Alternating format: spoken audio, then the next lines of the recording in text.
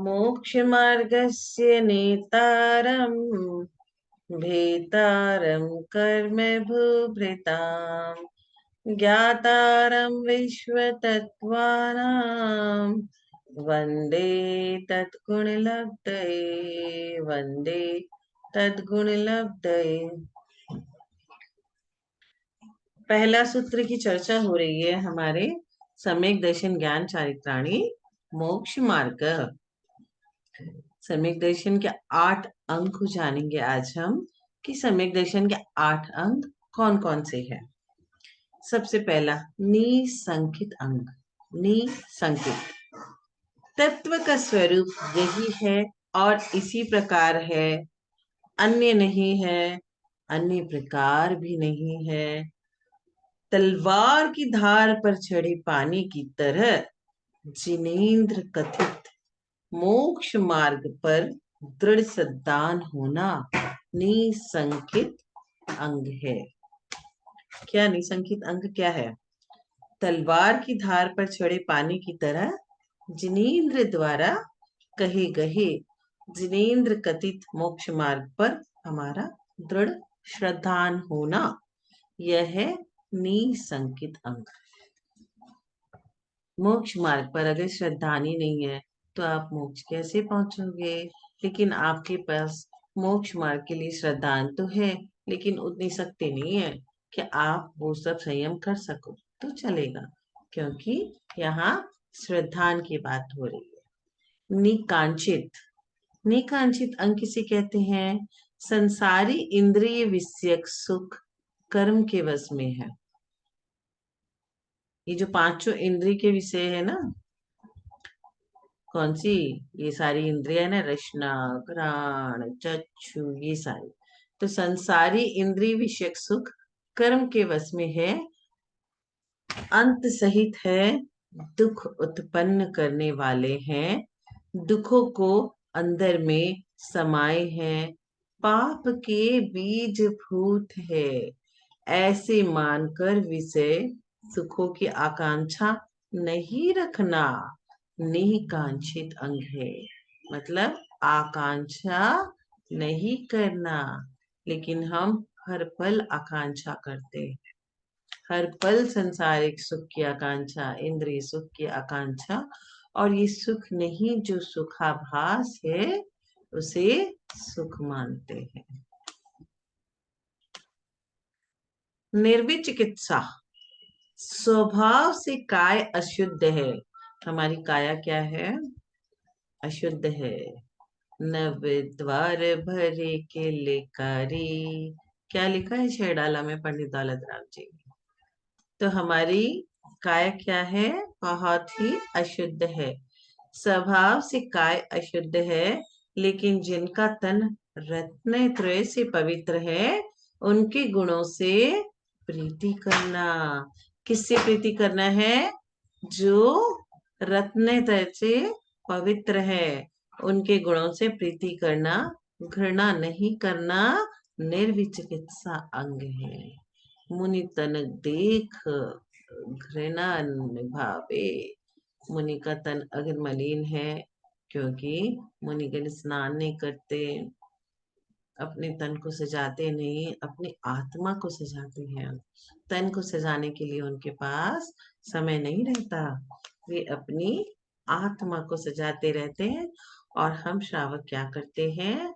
अपने तन को सजाने के लिए ब्यूटी पार्लर जा जा करके सारा समय वही लगा देते हैं कि आज हम कौन सा मैनिक्योर करेंगे, पेडिक्योर करेंगे, हेयर डाई करेंगे, फेशियल करेंगे, ये सब करते रहते हैं। मुनि महाराज ये सब कुछ नहीं करते हैं, उनका तन रत्नत्रय से भी पवित्र होता है। हमारी काया इतनी अशुद्ध है कि हमारी काया में यदि कोई फूल स्पर्शित भी हो जाता है तो वह फूल किसी और को नहीं दे सकते। हमारी काया में वो लग चुका है एक बार, तो अब वह किसी को देने के लायक नहीं रह जाता।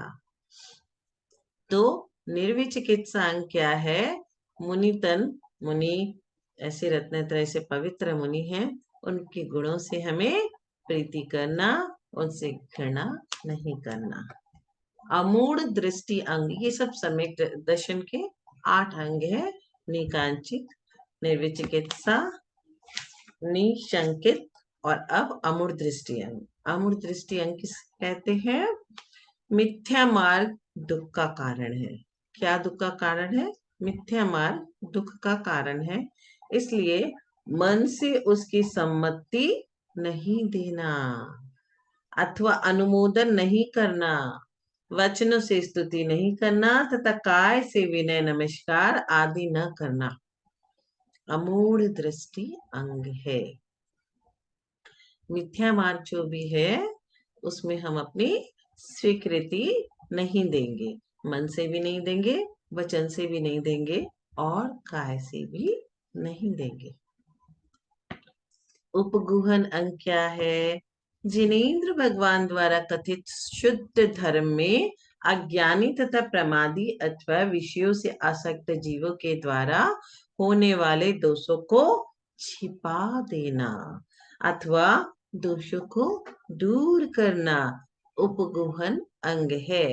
जिनेन्द्र भगवान द्वारा कथित शुद्ध धर्म में, जिनेन्द्र भगवान द्वारा कथित क्या है? जिनवानी शास्त्र। जब महावीर भगवान का सम्मिश्रण हुआ, उनकी वाणी खिली, तो उन्होंने जो कहा वो उसका कुछ अंश हमारे पास अवेलेबल है। अज्ञानी तथा प्रमादी अथवा विषयों में आसक्त जीवों के द्वारा होने वाले दोषों को, कुछ लोग अज्ञानतावश दोष करते हैं, कुछ लोग प्रमादवश दोष करते हैं, कुछ लोग विषयों से आसक्त हैं इसलिए वो दोष करते हैं, तो उनके दोषों को छुपा देना या फिर जाकर के उनसे कहना कि भाई आपने यह अनुचित किया है। उनसे कहना, न कि उनके दोषों की पब्लिसिटी कर सारे समाज में उसको कहना। तो उपगुहन अंग क्या कहलाता है? जिस व्यक्ति ने दोष किया हम जाकर के उसे सुधारते, लेकिन यहाँ तो कुछ और ही है। यहाँ व्यवहार में ऐसा कुछ नहीं होता। व्यवहार में यदि किसी ने कुछ गलत किया तो सब लोग उसके पीछे लग जाएंगे, लेकिन असली में कहा क्या गया है, शास्त्र के अनुकूल क्या है कि हम जाकर उस व्यक्ति से अकेले में कहें कि यह कार्य सही रूप से नहीं हो रहा है। इसका एक एग्जाम्पल देती हूँ मैं। जैसे कि पंचम गुणस्थान वर्ती में माता जी, एलेक जी, चुलक जी, चुलिकाइन जी, प्रतिमाधारी सब आते हैं।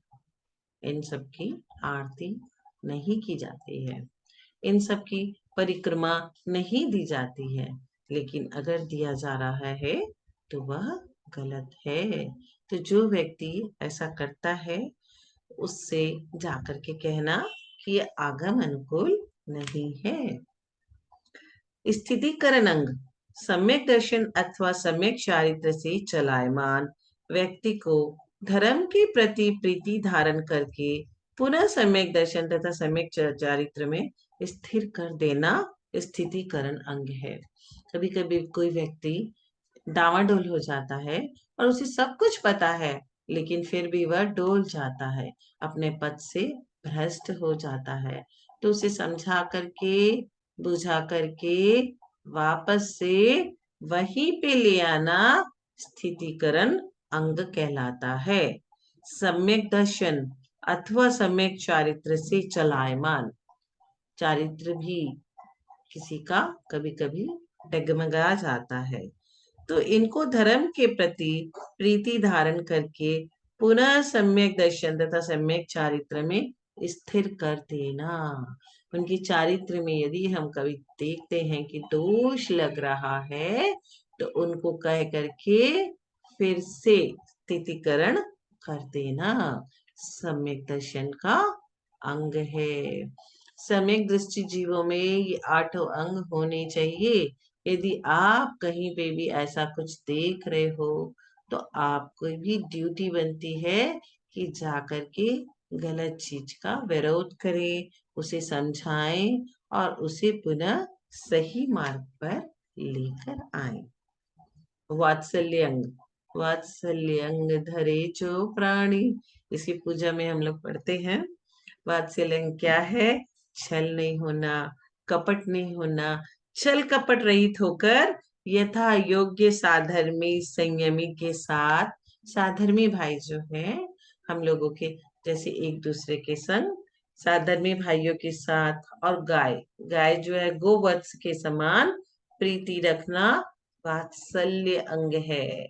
आप कभी देखते होंगे, कभी भी सामूहिक भोजन होता है तो यहाँ लिखा रहता है वात्सल्य भोजन। वात्सल्य भोजन मिस्टर पवन कुमार जैन जी के द्वारा करवाया जा रहा है। इस तरह से आप किसी पम्पलेट में पढ़ोगे। तो ये वात्सल्य अंग है कि छल और कपट से रहित होकर यथा योग्य साधर्मी संयमी के साथ गोवत्स के समान, गोवत्स क्यों लिखा गया? गाय जैसे अपने बछड़े को प्यार करती है। गाय से पता है, जब आप दूध निकालने वाले होते हो तो जब गाय के सामने बछड़ा को खड़ा कर देते हैं तो गाय बछड़े के प्रेम में वशीभूत होकर अपने आप दूध छोड़ देती है, और फिर क्या होता है, ग्वाला बछड़े को हटा करके सारा दूध निकाल लेता है। ये दृश्य देख करके कभी आपको लगेगा कि ये क्या दूध पी पीकर हम सही काम कर रहे हैं कि नहीं कर रहे हैं। तो वात्सल्य अंग क्या है कि गाय जैसे अपने बछड़े के ऊपर प्रीति रखती है, वैसे ही हमें साधर्मी संयमी के साथ भी वात्सल्य की भावना हमेशा रखनी है। कहते हैं सुबह पहले जब भोजन करते हैं तो मुनि महाराज को आहार देकर भोजन करना चाहिए, लेकिन हम जिस शहर में रहते हैं वहाँ अनुकूलता नहीं है।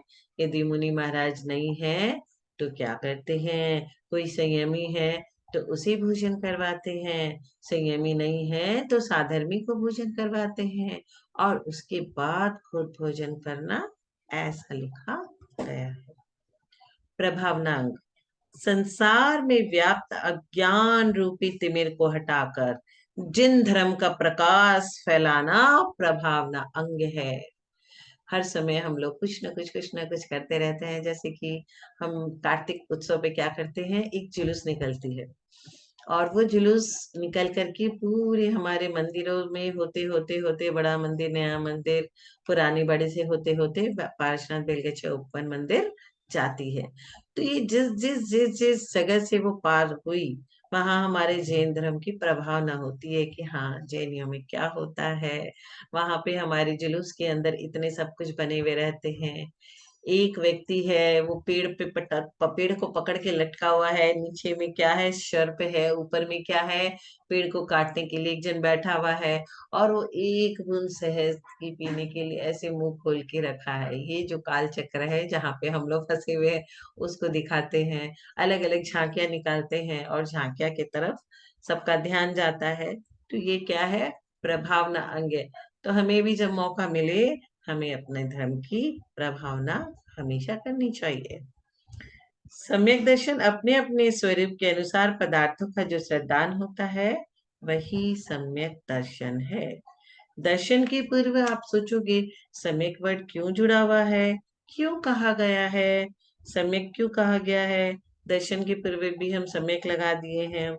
पदार्थों के यथार्थ ज्ञान मूलक श्रद्धान का संग्रह करने के लिए दर्शन के पहले सम्यक विशेषण दिया गया है। जिस जिस प्रकार से जीवादि पदार्थ अवस्थित है, उस प्रकार से उसको जानना सम्यक ज्ञान है। जिनेन्द्र भगवान के द्वारा कथित प्रथमानियोग, करणानियोग, चरणानियोग, द्रव्यानियोग, चारों अनुयोगों से पदार्थ को जानना सम्यक ज्ञान है। चारों अनुयोग लगा देना हमें, तब जाकर के वह चारों अनुयोग से जानने वाला ज्ञान हमारा सम्यक ज्ञान है। संशय विपर्य और अनध्यावसाय का निराकरण करने के लिए पहले सम्यक विशेषण को दिया गया है। तो अब हम सम्यक दर्शन के 8 अंग सब जान गए हैं कि क्या क्या होते हैं। सम्यक दर्शन के 8 अंग, अब इसमें हमें यह देखना है, जैसे हमने कह तो दिया, संशय विपर्य अनध्यावसाय का निराकरण करने के पहले सम्यक विशेषण दिया गया है। तो संशय क्या है? अनिश्चित ज्ञान संशय है, अनिश्चित ज्ञान संशय है। जैसे ये सिप है या चांदी, सिप कभी कभी ऐसे चमकता है जैसे चांदी चमक रही है, तो हमें संशय होता है, अनिश्चितता होती है, अनिश्चित ज्ञान संशय कहलाता है कि सिप है या चांदी है। विपर्य विपरीत, उल्टा ज्ञान विपर्य है।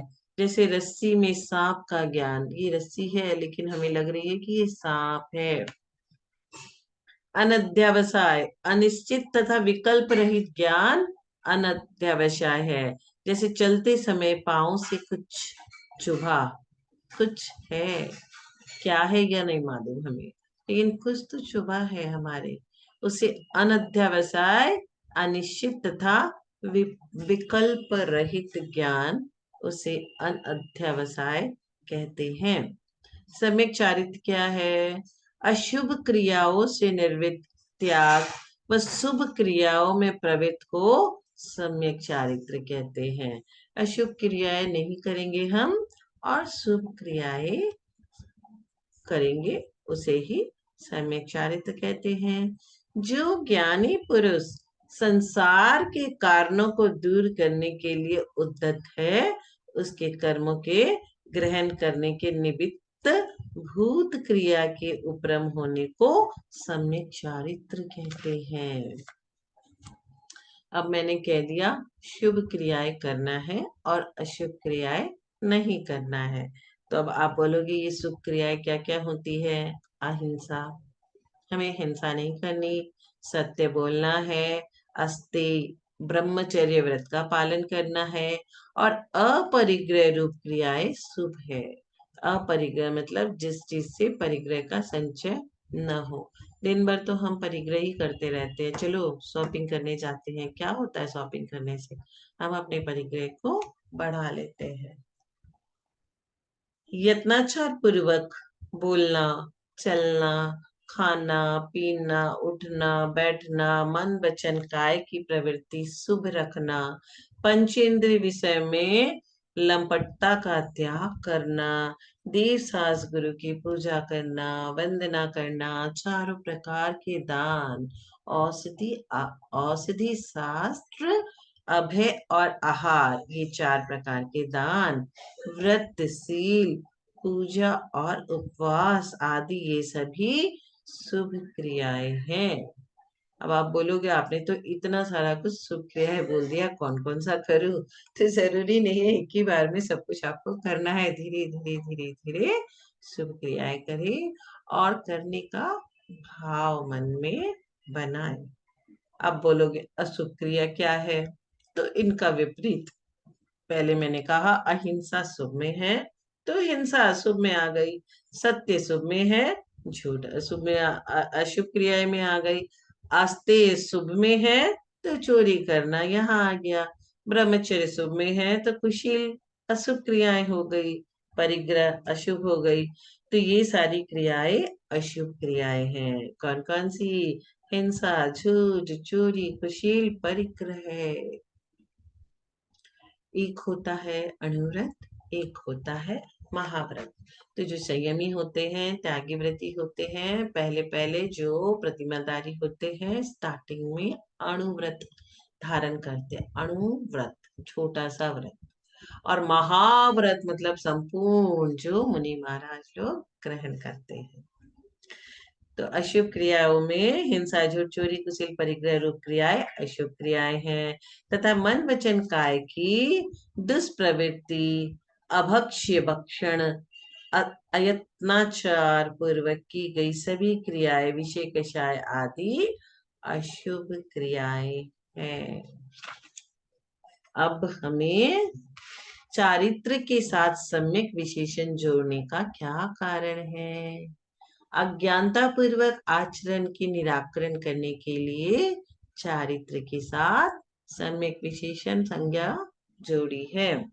सम्यक दर्शन तीनों में प्रथम पूज्य है।